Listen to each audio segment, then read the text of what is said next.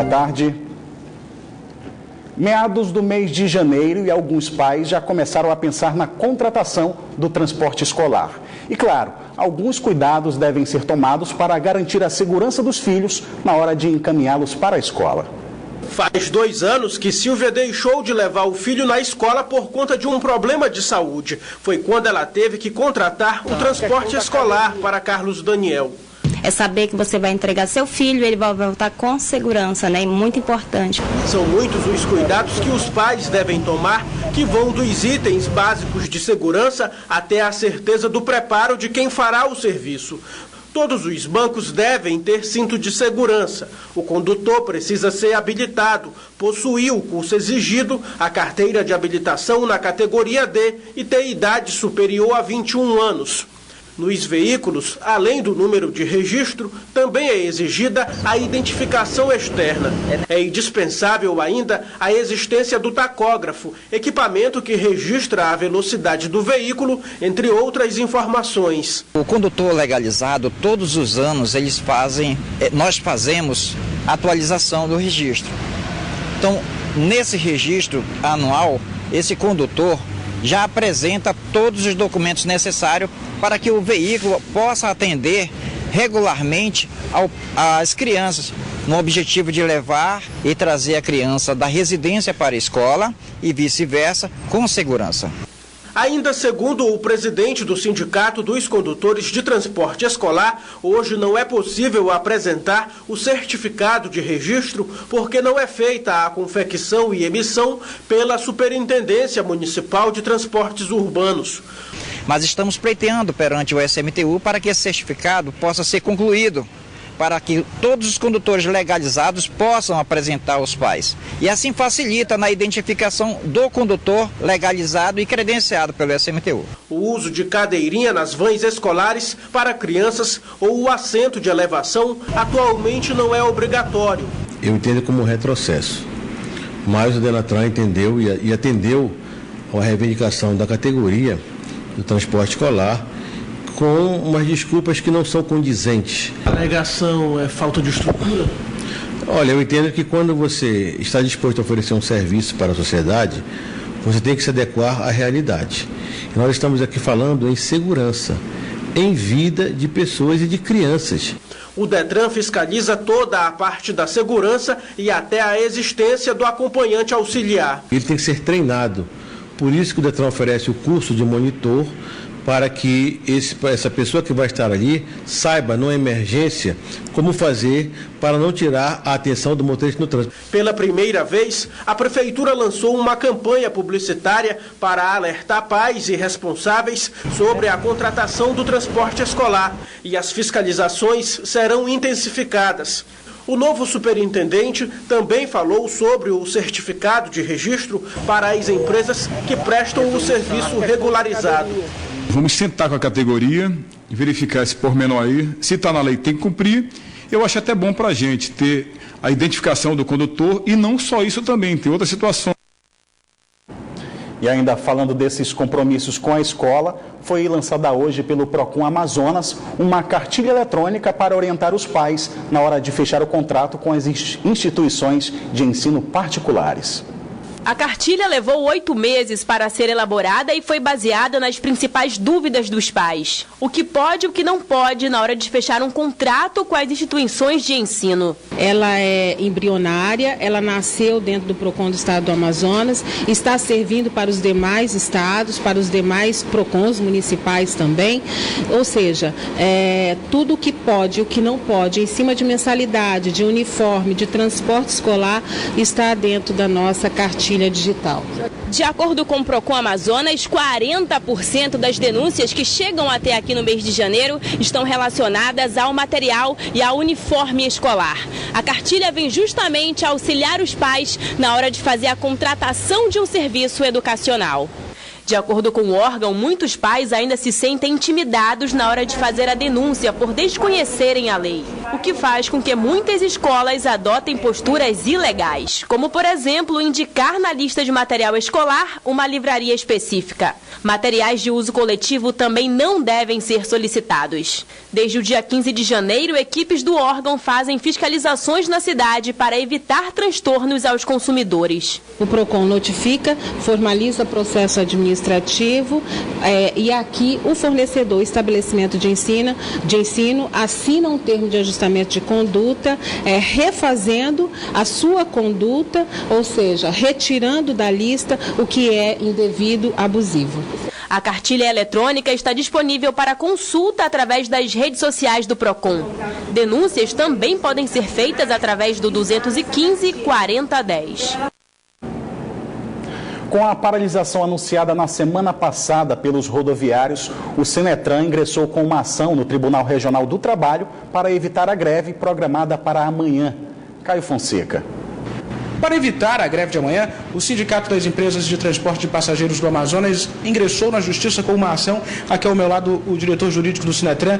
Então, essa ação foi dada entrada no Tribunal do Trabalho para justamente o Sindicato dos Rodoviários não deflagrarem a greve de amanhã.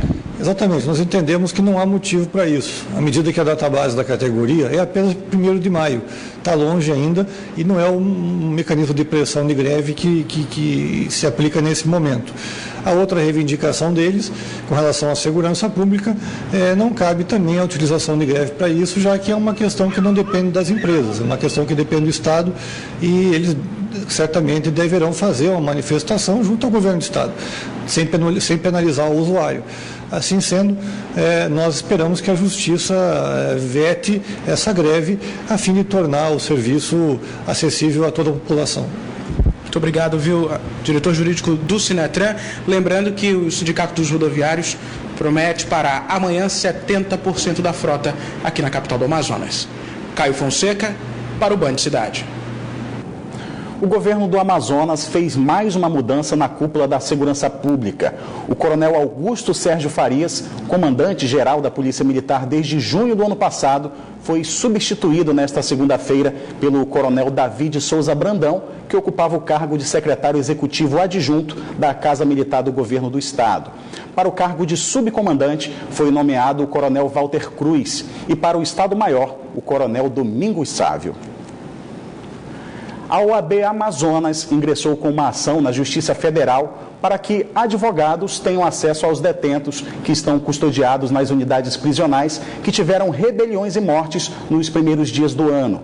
Já a Defensoria Pública do Amazonas deve atender nos dias 20 e 21 as famílias de detentos mortos no massacre em Manaus para tratar dos processos de indenizações. A Ordem dos Advogados do Brasil Seccional Amazonas protocolou um mandado de segurança coletivo no Tribunal Regional Federal para garantir o acesso dos advogados a internos em unidades prisionais do Estado. Segundo a OAB, diversas denúncias de advogados foram encaminhadas à Procuradoria de Prerrogativas da Ordem, relatando a dificuldade de se comunicar com os detentos após a onda de violência nos presídios da capital. Ainda segundo a OAB, em um dos casos, uma advogada foi proibida de entrar na cadeia pública Raimundo Vidal Pessoa, no centro de Manaus, para colher a assinatura de um preso para a procuração.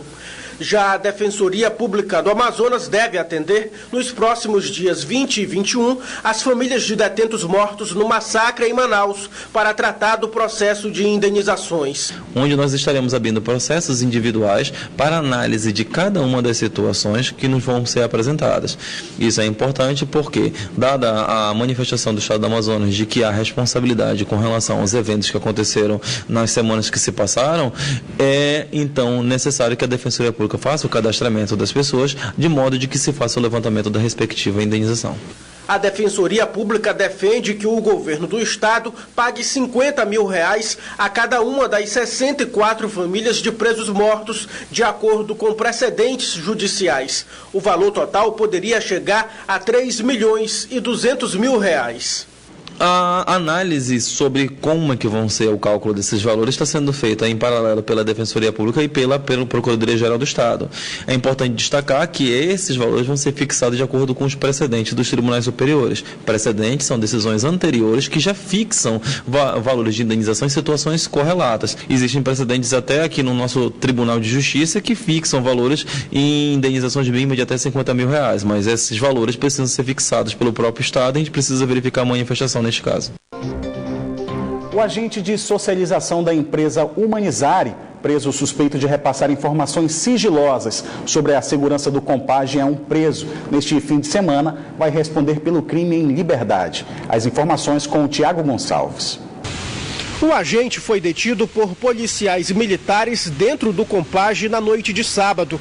Ele foi preso por suspeita de repassar informações sigilosas sobre a segurança do presídio, o que poderia facilitar uma possível nova rebelião dos internos. O agente esteve em audiência de custódia, mas de acordo com a Justiça, não havia elementos suficientes para mantê-lo preso. Tiago Gonçalves, para o Band Cidade. E atenção, contribuintes, as guias de pagamento do IPTU e do Alvará 2017 já estão disponíveis para consulta e impressão no site da CEMEF, da Prefeitura de Manaus. O endereço é cemefatende.manaus.am.gov.br. Lembrando que os contribuintes também vão poder receber essas guias em casa via correios, mas quem quiser já se adiantar e fazer o planejamento já pode fazê-lo. Tanto os contribuintes do IPTU quanto do Alvará 2017 têm direito a descontos de 10% no caso de pagamento em cota única. O Alvará vence no dia 6 de fevereiro e o IPTU no dia 15 de março. E vamos agora conferir a previsão do tempo para esta terça-feira aqui em Manaus e em alguns municípios do interior do estado. Em Manaus, o tempo fica encoberto com possibilidade de chuva. As temperaturas variam entre 25 e 29 graus. Em Tefé, a previsão é de tempo encoberto com chuva fraca, mínima de 25 e a máxima não passa dos 29 graus. A mesma previsão para o município de Eirunepé, onde as temperaturas variam entre 24 e 29 graus. Em Urucará, o tempo fica encoberto com possibilidade de chuva fraca. As temperaturas variam entre 24 e 28 graus. E agora o esporte. Manaus tem recebido desde o ano passado atleta de outros estados que vêm aqui fazer intercâmbio para aprender mais sobre a luta olímpica. É que os atletas amazonenses na modalidade são tidos lá fora como referências. Basta o Amazonas participar de uma competição lá fora. O que as pessoas te abordam falando? Oi, tu é do Amazonas, pô, como é que faz pra mim treinar lá? O treino lá é muito bom, vocês ganham tudo. É mais ou menos assim que eles enxergam os atletas de luta olímpica daqui. Quando falam de Manaus Luta Olímpica, o que você pensa? Equipe forte e vai ter porrada. Desde o final do ano passado, Manaus tem recebido atletas como o Gabriel, jovem com sede de aprender, que saiu de Natal, no Rio Grande do Norte, para passar uma temporada no Amazonas, em contato com as novas técnicas para ele de luta olímpica. Eles são muito técnicos, e aqui é outro nível. Passei mal já aqui também, já. Por conta do calor? Sim, o clima aqui é diferente, bastante diferente de Natal. Por causa das árvores, é abafado, úmido. O gás aqui é outro, mas sendo muito boa a experiência. O treinador amazonense é Valdeci Silva. Ele diz que o ritmo dos treinos aqui é o principal diferencial. Então aqui a gente acabou adotando o método cubano, a escola cubana, onde a gente tem um volume de treino muito intenso, muito intensificado e bastante forte. Atualmente, 4 atletas de outras regiões do país estão fazendo este intercâmbio na cidade. 2 de Natal e 2 de São Paulo, capital. Vinícius Joaquim é da capital paulista. Aos 17 anos, o foco é na luta, no contato com o adversário. Vinícius considera os 2 meses que vai ficar na capital amazonense como um investimento. Nós decidimos vir aqui para Manaus não só para aumentar o nosso nível, mas como para quando chegar em São Paulo, tá passando o nosso conhecimento adquirido aqui para nossa técnica, Fernanda Pérez, que também é presidente da Federação Paulista, para que ela possa estar expandindo pelo estado todo e aumentando o nosso nível e o do Brasil também. E o Amazonas, mais uma vez, mostra que tem muitos talentos, hoje capazes de ensinar, até mesmo possíveis adversários. A gente dá aula, a gente ensina para depois ganhar deles. Se ele ganhar da gente, é sinal que o nosso treino é muito bom e nós somos excelentes professores. E amanhã você vai conhecer o amazonense que vai ser o único representante do Brasil em uma competição lá no Irã, país do Oriente Médio. Vale a pena conferir. Começaram a ser vendidos hoje os ingressos para a partida entre São Caetano e Rio de Janeiro, válida pela Superliga de Vôlei Feminino. Os bilhetes podem ser adquiridos na bilheteria da Arena Amadeu Teixeira. O valor dos ingressos variam de R$30 a R$100, mais um quilo de alimento não perecível. Nesse período de férias escolares, nada melhor do que ganhar tempo lendo livros, um ou até mais de um. Você vai conhecer agora na reportagem a obra de um escritor amazonense que fez vários livros inspirados no filho dele. E vai conhecer também uma biblioteca inaugurada este fim de semana, que foi montada dentro de um container. O material é didático para promover a leitura na vida das crianças. Os temas regionais são abordados nas obras deste escritor, voltadas para o público infantil. Eu comecei a escrever para público infanto-juvenil há 15 anos atrás. Eu já escrevia poesia, romance, ensaios, desde os 25 anos de idade. Mas depois houve a necessidade de escrever para as crianças, para estimulá-las à leitura, né, ao conhecimento da própria região. Nesse trabalho tem onça, menino índio e muita aventura do personagem Zezé na natureza. Já são 2 coleções e o autor explica que a inspiração veio do filho, que quando era pequeno já dizia ser protetor dos animais. O nome dele é José Eugênio, o apelido é Zezé. E ele cedo demonstrou o interesse pela natureza. Agora, muito das histórias da vida que está aí é da minha própria experiência, que eu nasci no interior, no Paraná de Cérculo, aí na Guaxara, do interior da Amazônia, e vivi lá até 8 anos de idade, na beira do rio, onde era a minha casa. Manuela tem 12 anos e já leu vários livros. Para ela, assim também como para o irmão, possibilita a geração de novos conhecimentos nesse longo caminho do aprendizado. Eu gosto muito de ler romances de ação, aventura, alguns livros mais infantis, mas eu leio de tudo, eu gosto muito de ler. Neste fim de semana, a mãe levou os filhos para conhecer essa biblioteca, montada dentro de um container que foi inaugurada em uma área verde na zona centro-sul de Manaus, com o objetivo de incentivar a leitura no bairro. O momento da leitura estreita a relação familiar, mas para a funcionária pública, promover o conhecimento somente dentro de casa não basta. Uma coisa que nos motivou muito, não só a doar os livros, como vir aqui prestigiar, né, a inauguração do projeto. E eu espero que outras pessoas também se apaixonem por ele. A escola tem um papel importante? Tem, mas esse hábito a gente desenvolve em casa, né? Eles sempre leram e sempre foi uma coisa que nós incentivamos. E a gente vê o resultado no vocabulário, na escrita, né, o interesse em buscar novos temas. Eu acho isso bem bacana e é gratificante ver esse resultado. Há 4 anos, o escritor e pedagogo, autor do projeto Navegando e Lendo, tinha a ideia de criar o espaço. Apenas agora foi possível abrir o container, doado e adaptado por empresários, como parte de iniciativa cultural. O nosso aproveitamento escolar é pífio, justamente por não sermos um país leitor. Isso, o aprendizado e a leitura prazerosa andam juntas. A biblioteca homenageia o poeta amazonense Tenório Teles. A leitura ela é fundamental no processo de desenvolvimento das crianças, dos jovens e dos adultos também. E nesta terça-feira, o secretário de Segurança Pública do Amazonas, Sérgio Fontes, vai participar de uma reunião em Brasília com o ministro da Justiça.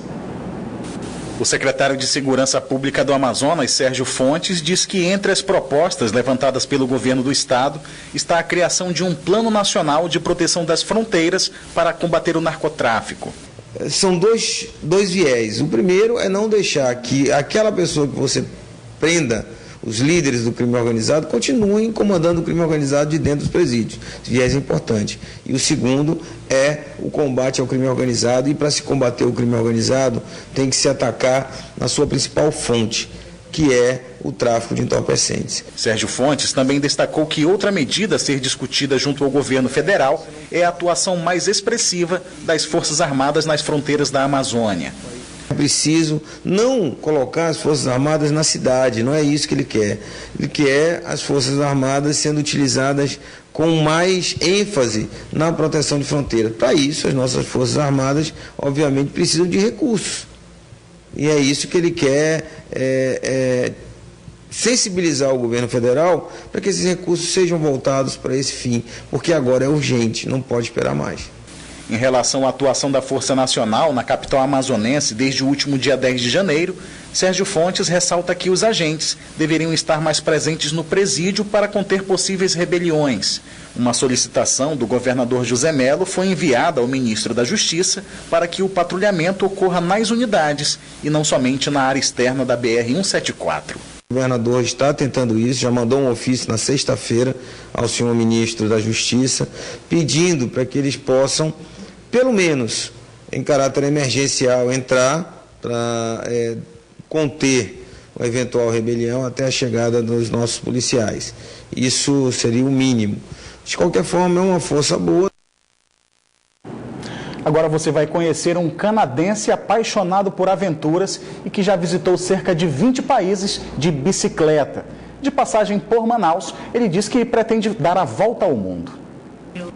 Curtis Flock, 47 anos e muita história para contar. Ele gosta de levar a vida assim, com vento no rosto e muita emoção. Desde 2005, ele corre o mundo com a sua inseparável companheira de viagem, a bike. Há 1 ano e meio, ele saiu do Canadá e ainda não retornou. Sempre preparado para aventuras, o ciclista fez uma economia para viajar todo o globo. O aventureiro saiu do extremo norte do Alasca pedalando e foi até o finalzinho do mapa, conhecida como a Terra do Fogo, na Argentina. Ele fez o mesmo trajeto de volta, só que pelos Andes. Uma vida solitária, mas recompensadora. It's a difficult question. Não é simples a vida de um viajante de bicicleta. Muitas vezes temos alegria, eu tenho alegrias e tristeza viajando. É duro, mas a grande sacada é que cada dia é um desafio diferente. As únicas companhias são a bike e a carga, com cerca de 80 quilos. Quando o trajeto é remoto, o aventureiro leva água e comida para 5 dias. Dificuldades para ele? Nenhuma. Organização aqui é palavra de ordem e pé na estrada. O desafio é muito grande, mas eu agradeço, eu me sinto uma pessoa abençoada por ser fisicamente forte, né? Eu tenho uma boa saúde, mas o mais importante disso é ser mentalmente forte. Eu tenho foco, eu mantenho meu foco, a minha mente sadia para alcançar o meu objetivo. Sem falar com a família, Curtis mantém contato apenas através de um blog de aventuras que ele mantém sempre atualizado. O que compensa são as amizades que ele faz ao longo do caminho pelo mundo. Como o Berlon, eles se conheceram através de uma rede social de viajantes. Mantiveram contato para a hospedagem na casa dele e só se conheceram quando o ciclista chegou a Manaus. Já houve logo uma afinidade, né? Mandei um contato com ele, olha, você é bem-vindo aqui. E já procurei também, pesquisei sobre ele, né, sobre as aventuras dele, vi que o cara já andou na Austrália, Nova Zelândia, já rodou por aí esse planeta, né? 105 mil quilômetros rodados já. Parar por aqui? Jamais. O canadense pretende viajar em cima de 2 rodas por mais um ano. As próximas aventuras serão na Argentina.